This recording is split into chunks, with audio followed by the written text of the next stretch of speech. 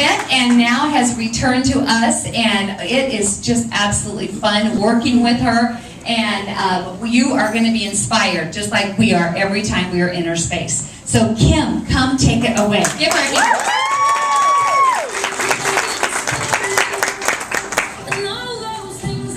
Passionate, on purpose, persistent, and wise, leading others to pursue dreams enormous in size. Capable, confident, self-disciplined, and faith. God is guiding my steps and leading the way. I lead a pink Cadillac unit. We are exploding in growth. New Reds, car drivers, and offspring directors, providing hope to women who need us. We live to inspire. I am Kimberly, and I lead women who set the world on fire. Would you stand up if you're in my unit, please?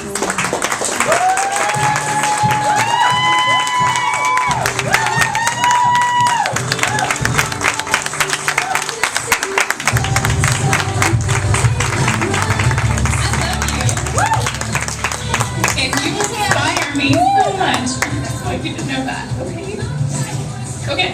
I knew all the way here that I was going to cry. I knew it, and I'm going to keep on doing it. I'm just telling you right now.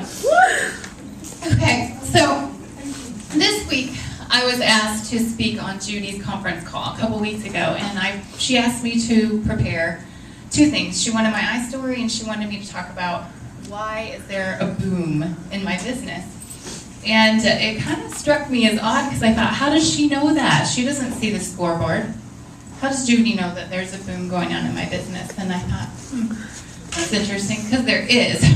But I just wanted to know how she knew that. But anyway, long story short, that's kind of where God helped me already be ready to speak today, because I got asked pretty last minute to speak. And I went to sleep on Tuesday night after Kathy asked me, and I prayed, Lord, give me the words. Woke up the next day, and like literally the question in my Bible study said, do you have confidence that God will give you the words to speak? I'm not kidding, that exact question was the very next day. And I thought, okay, Lord, I do have confidence that you will give me the words to speak. And so that's what I've been praying, like literally in my head all day, all morning, like sitting over here, God to the glory, God to the glory, God to the glory, like this is all you, God. So I'm going to tell you a little bit about my story, and then I'm going to tell you what I think, what, and then why. Okay, so the first thing about my story is I started my Mary Kay business almost 12 years ago. In December, it'll be 12 years. And I was 23 years old. And at that time, I had no intention, none. Like Mary Kay, just telling you where I was. I was 23, I was a little bit of a snob. It was all about me. I'm not kidding. I was immature. I was pretty big-headed. And I thought Mary Kay was for really old ladies that had really big hair and really pink lipstick and had really nothing to do. Like it was just what they did to, waste time, or I don't even know. I didn't think it was a real career. I thought I was better than that. I have a degree. Like I just had this preconceived notion of what it was. Well, what had happened was my cousin, who was my age, she started her Mary Kay business. And I thought, that's interesting, because you're so young. She was my age. I think she's like within a year of me, so she was early 20s. And so she said, I know you have a really fantastic job, and I know you've never quit that job, and I know you'd never, ever be a Mary Kay beauty consultant, but would you just do a phone call for me? And so I did the phone call, and the phone call started out, her director was asking me questions. She was like, tell me about yourself, tell me about this, tell me, and I was like, okay, this is more about me than it is about you, which I loved, because I just told you I was all about me. So I was like, yes, let's talk about me. And I did talk about myself for a long time. She's probably like, are we ever going to go? No, we should talk forever. So I talked about me and realized that there was a lot that I didn't really like about my job. But you know what? I'm the kind of person that I don't really care. I'm going to show up anyways. I needed the money. Bottom line, I wanted a paycheck. Anybody go to work because they want to get paid? Yeah. This is probably the reason we all go to work. We want money, right? So, but when I heard a couple things. Number one, excitement, enthusiasm. This woman, I was doing a phone call and I could tell she was excited. Like, that's how excited she was. She'd been in her business for more than a decade, and yet she was still loving it. Most of the people I worked with at Pepsi in corporate America, everyone knew they hated their job. I mean, we talked about it. This is awful. You know what I mean, right? Do people talk about how much they hate their job at your job? Yeah. Like, all the time. Nobody was like, I love work like that. So I was like, well, that's pretty cool. She likes her job. What a concept. And then she started talking about the fact that Mary Kay was God first, family second, career third. That totally grabbed my attention. In fact, I said, wait. Are you going to get fired for saying what you just said to me? Because I'm not kidding. In corporate, if you say God, they can fire you. And I was like, oh, you're going to get fired if I tell on you? I didn't say that, but. So she's like, no, we're independent contractors. And then the third thing I heard was, and I didn't really believe it then, but I believe it now because it's my life. She said, you can work in leadership as a Mary Kay sales director, and guess that's the purple suits, and you can work from home, and you can work 25 hours a week, and you can make more than $50,000 a year. And I was like, shut up. That cannot be true. And she said, yes, it is true, and I can tell you that it's possible. And at that time, I was 23, making $45,000 a year, working more than 50 hours a week. So I thought, who wouldn't want to do that? And she said, it's true, it's just not everyone does it. I was like, huh. So here's what I've learned. There are three kinds of people in the world. There are those people who make things happen. There are people who watch things happen. And there are people who say, what just happened? They're totally lost, right? So what she meant was this opportunity works and that's possible for those people who make things happen. So I started my business. I think I shocked my cousin.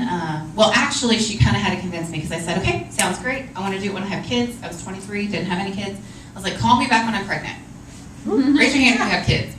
Is it smart to start a business when you get pregnant? No. And so she's like, Betsy's like, I don't have any babies, but I can imagine that when you do get pregnant, you only have about 9 months to prepare for a baby. I would hate for you also have to try to get this business up and running. I was like, oh my gosh, you're so much smarter than me. So she just very simply, she was. I'm like, oh yeah, I'm done. No. So I wasn't done, but I wasn't really thinking like that. She was a forward thinker. And she helped me see that that was probably a much better idea, so I went ahead and got started. So glad that I did that. Okay, so that's just how I got started in my business. And there was so much more to the story than I'm going to share right now, but that's how I got started almost 12 years ago. So what am I doing differently? So the first question I'm going to answer for you is, what specifically am I doing differently than I was doing maybe a year ago? Because I can tell you that this quarter last year, we doubled in the last 6 months what we were doing. So our unit went from a unit of 60, we're 102 strong. And our goal is to be 120 by the end of the month.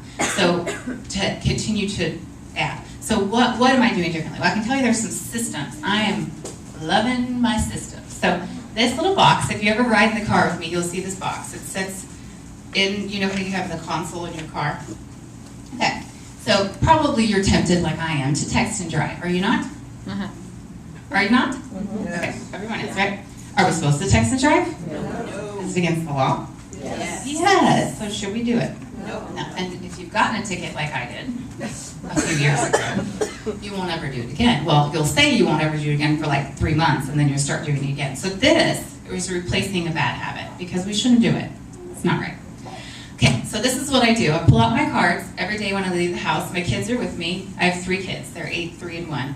And they sit in the back seat, and I pull out my cards, and I read these. And this is the first one. My daily choices are determining my future. So today, I choose to operate in audacious faith. I am leading my children and my team by my example of self-discipline, genuine faith, enthusiasm, persistence, excellence, and hard work. I refuse to settle into the comfort zone of passivity. I refuse to allow fear to determine my choices. I am leading women to growth and success. I am loved. I am led by God. He is using me to enrich lives every day. I am enough. And then I say this. Father God, I pray for my children. I pray that they would grow up to be genuine, mature Christ followers.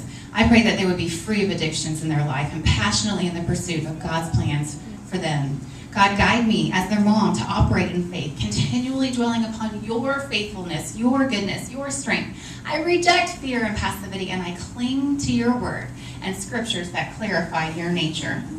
And then I prayed for my unit, for my Mary Kay unit. my flock of sheep that you've given me. Lord, I am responsible for their future. And I just pray for good soil. Father God, give them great soil, soft hearts, so that these seeds can grow. I pray for growth in new women. I pray that you would increase the vision of leadership in their hearts and in their souls, Lord. I pray for the development of their character. I pray that they would grow in persistence and grow in excellence and grow in faith and integrity, that their enthusiasm would be God within, that they would grow in self-discipline and their organization skills, that you would grow their business and that you would make it fruitful. Lord, I see the national area of sales directors that you are pulling together. They are sitting right here.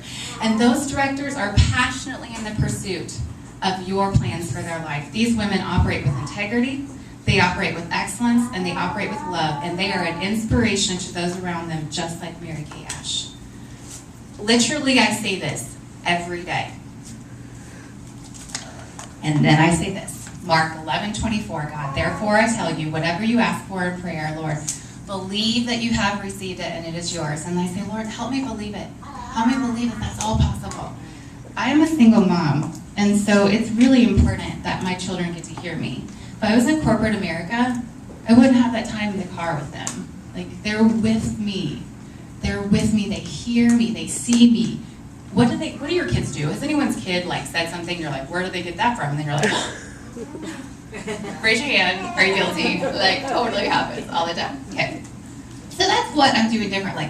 That's a reminder. There's another thing, I have my goals everywhere. Like my pink Cadillac, the picture of a pink Cadillac, and my dream commission check, which is just a commission check that I calculated. When you earn a pink Cadillac, it's an average. You get an average production and an average routine and that kind of thing. So the paycheck that comes along with that Cadillac, which Cadillac is a $50,000 vehicle. So not only are you driving a Cadillac or taking $900 cash, but you're also getting a director check. So the check that I have written as my goal check is $4,683 or 38, something like that. So that check it's in 4 different places. It's hanging in my car. It's on my refrigerator. It's on my bathroom mirror. It's where I sit in my office right here.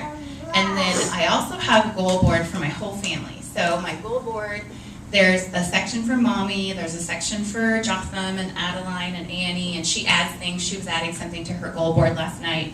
And we have a picture of a little girl that we sponsor from Compassion. We have all that up there so that we see it. And then I have my Dave Ramsey, anybody Dave Ramsey fan? I have my Dave Ramsey little thermometer where I'm tracking, and it's been so exciting over the last 6 or 7 months, just to see the victories that have happened. I've paid off $9,000 in student loans in 6 months. I'm completely debt-free, and that is an amazing feeling. I paid $2,000 cash for a brand new bed because I needed it, and just the things like that, because I've been very disciplined. But it started here. It started here. Do you see that? It starts here. I couldn't have done the things the boom that's happening is because of God. Nothing short of Him. So now I'm going to tell you why. Because that's what I'm doing differently. But I think more important is, why am I doing that differently? So this is where it gets really hard. Okay, so if you pray for me right now. It's adversity. So I'm going to just tell you a little bit about adversity. Okay? I always share with my team, if you ask them, and anyone who might be wanting to join us in our unit, that this business has given me BBA. Anybody know what BBA is? Bounce back ability. Good. So bounce back ability. That's the ability, this is my definition, that's the ability to get back up and keep fighting no matter what. No matter what obstacle, no matter what feeling, no matter what challenge that life brings to us. So the greater the vision you have for your life, and the bigger the dream is in your heart, then the bigger the dream, the bigger the obstacle, the bigger the dream you have, the greater the obstacle to stop you. Does that make sense? What's going to stop you is going to have to take a lot. The size of your vision will determine how quickly you bounce back, or if you bounce back at all. Okay? That's just the truth. How large is the vision? I'm asking you this. So close your eyes and just think about this question. How large is the vision for your life? Is the vision, Is the vision for your life something that you have settled for? Is this vision for your life something that God's planted in your heart? Or is this vision just coincidental? Do you even have a vision? Is it crystal clear? I always mess up the name of this book in the Bible. Habakkuk? Is that right, Kathy? I say Habakkuk. Habakkuk? I don't know. You guys know what I'm talking about? It has like 3 Ks in it. Okay, so that book says, write down the revelation and make it plain on tablets, so a herald may run with it. For the revelation awaits an appointed time. It speaks at the end and will not prove false. Though it lingers, wait for it. It will certainly come and not delay. So adversity and hardships have a way of forcing us to come face to face with a question. And that question in my life has been, what really is important? Like, bottom line, boil it all down, what really is important to me and why? The past 10 years of my life, past decade, since I started Mary Kay, it's been filled with both blessings and heartaches. So the blessings, they've brought me joy and comfort. Probably the 3 biggest blessings I can tell you from the last decade are my 3 children. And they bring me so much joy and comfort. Now, I've also had a lot of heartaches and a lot of disappointments. But those things have brought me growth. So from my blessings, I have joy and comfort. From the heartaches, I have growth. Only in the valleys of life, only when it's hard am I forced to reach out, to cry out to God for guidance and strength and for comfort. Ultimately, it has been and will continue to be in the struggles where my faith is maturing and where godly character is developing. James 1, verse 2 through 4.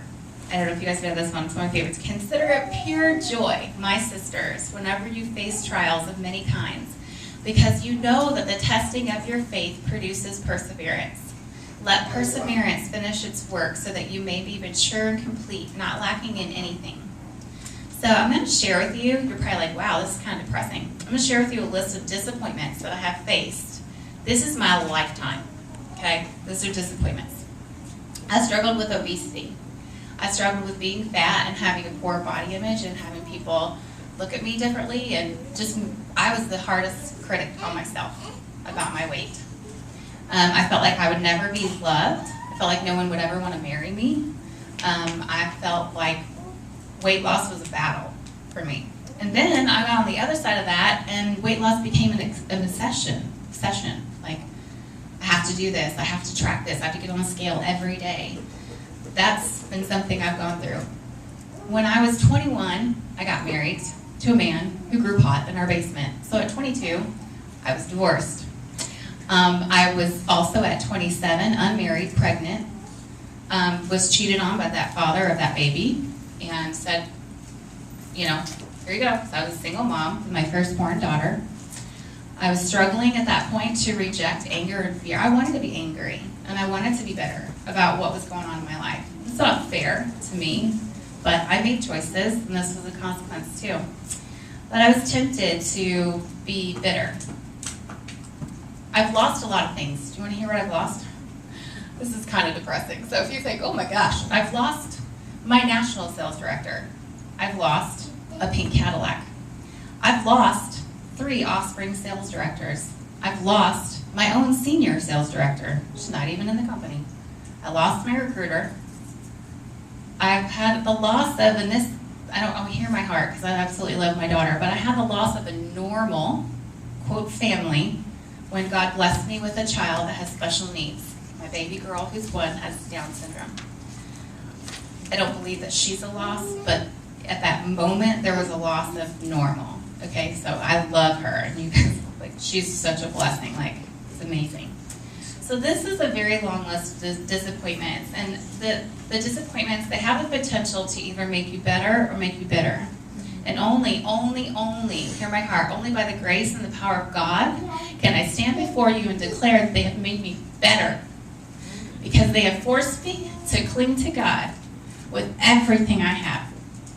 You can only cling to something or someone when everything else has been stripped out of your hands. praise God that he's done that in my life, because I always want more of him and less of me. So let me just tell you that right now, in November, I had to leave. I had to take my children and leave a marriage that was not good. 2.5 years ago, I moved my family to Colorado. I had a 6-month-old son, and I had a 5-year-old daughter. And I packed us all up in a truck. My mom and dad helped. We had a hamster and 2 cats, and like we were driving this truck. Well, my dad drove the truck, and I drove the car, and my mom.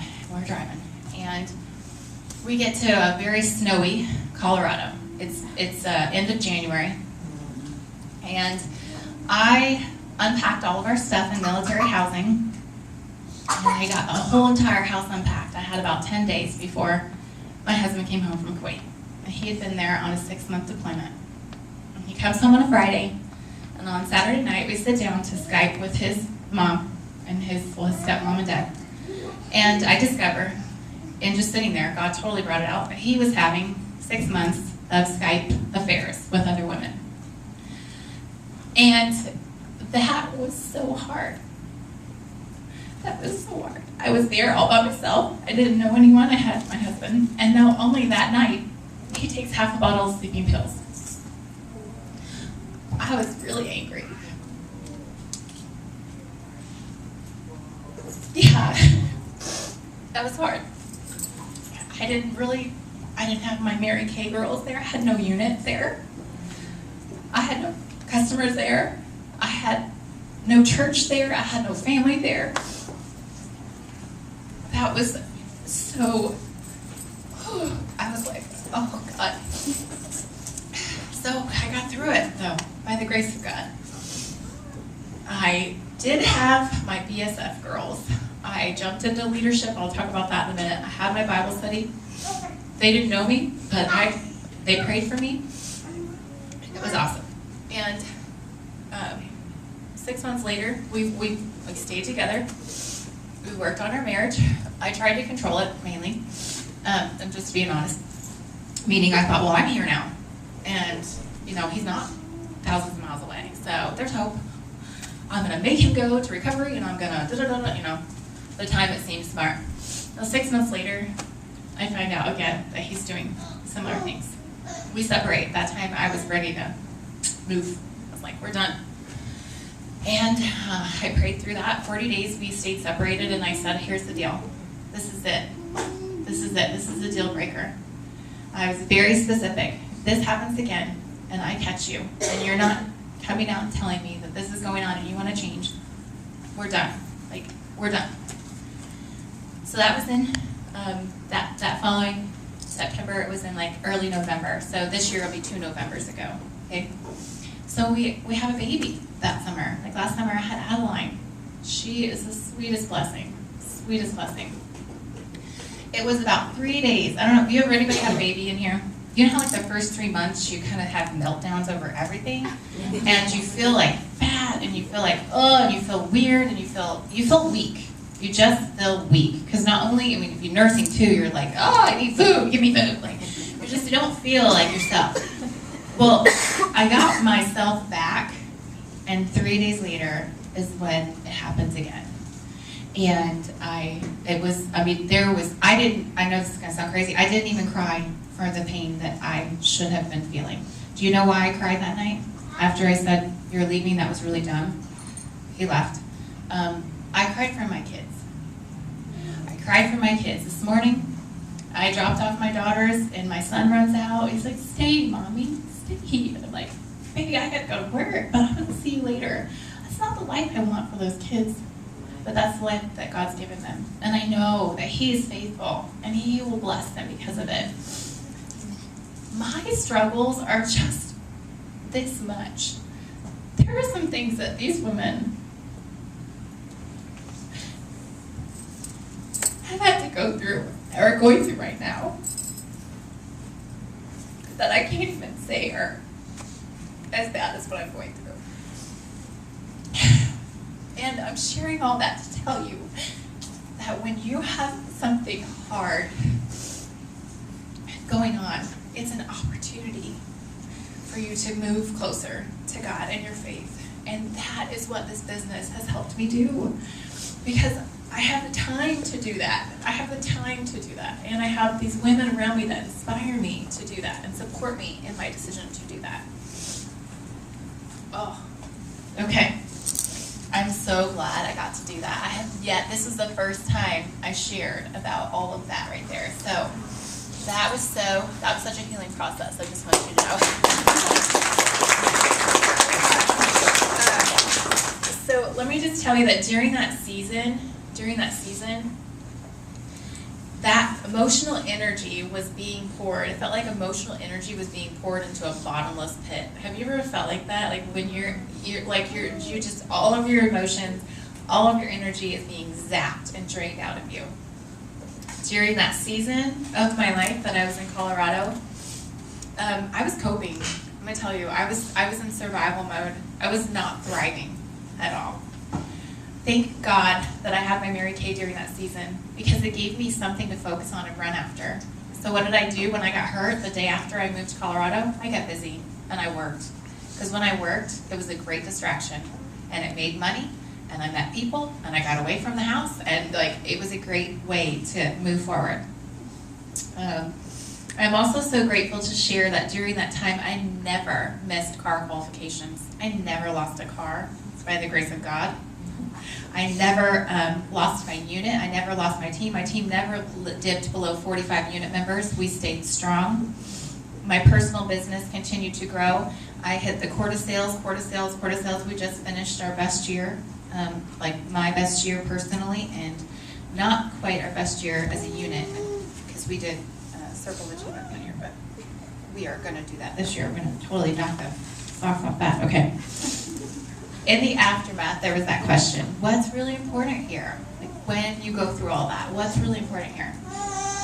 And what's the vision? And I think when everything changed for me in November and I had to leave, everything I thought was going to happen was gone. So I was responsible for recreating the vision for my family. Like recreating, where do I see my family living in next year? What do I want to do? Where are we going? And so when you have pretty much the carpet ripped out from underneath you or whatever, that you're standing there like, okay, now what? And so it's just the vision that God planted at that time. I think He'd always planted it, but it was being crowded out by all the emotional stuff that was happening with my life. And now the vision is crystal clear. And I see that God sent this opportunity to me almost 12 years ago to be able to prepare me for this specific season. This is hard, but you know what? I'm not going to give up. I am a overcomer by the grace of God. He's going to use these things to inspire other people and to encourage other women that could be going through the same thing. I have learned to retrain my mind to think on, this is Philippians 4:8, one of my life verses, whatever is true, whatever is noble, whatever is right, whatever is pure, whatever is lovely, whatever is admirable, if anything is excellent or praiseworthy, think about these things. Now, it requires self-discipline to retrain our brains and retrain our minds. Self-discipline.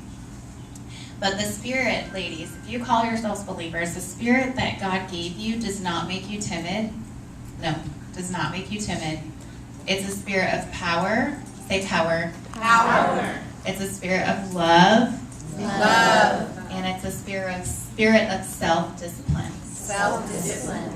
So I'm going to call you out right now. So should you believe in Jesus Christ and know Him as your Savior, there is a power from God at work within you, and it will give you the ability to be self-disciplined. But you have to ask for it. You have to ask for God to increase your ability to choose self-discipline.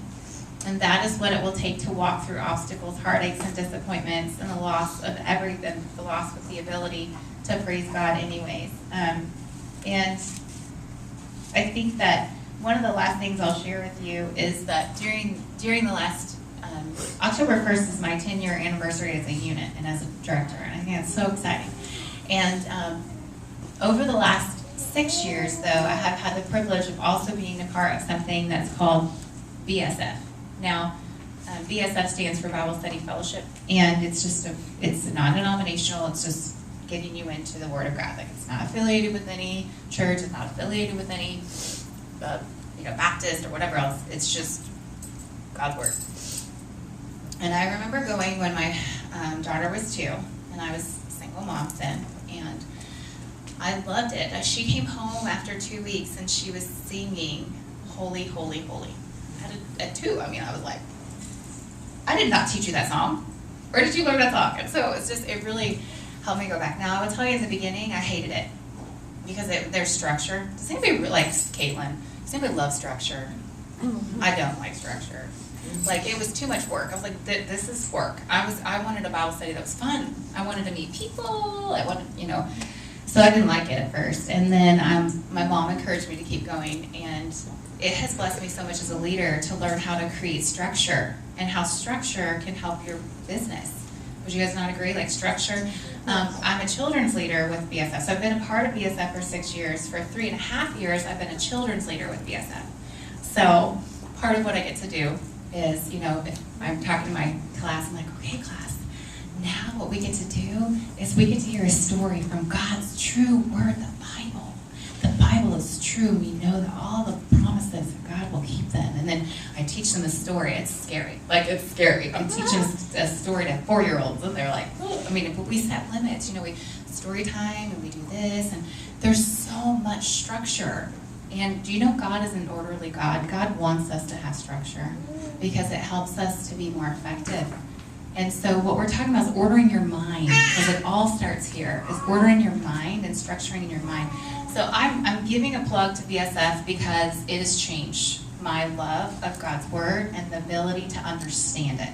So 6 years ago, I knew I needed to be in this book every day, but I would read it and it was just like, I don't know what I'm doing. Like, I just felt so disconnected.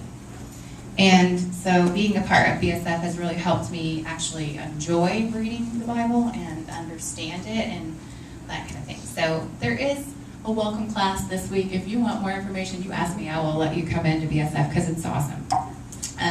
So that's a little bit about that. I will tell you that I don't know how much time I was supposed to have, and I have no idea what time it is. How much time? About time right now. It's about time. Okay. What time is it? 11:15? Okay, perfect. Okay. Whew, that felt so good. Okay. So now what I get to do is just share for the guests who are here. You're probably like, man, this lady's a basket case. She's just crying everywhere.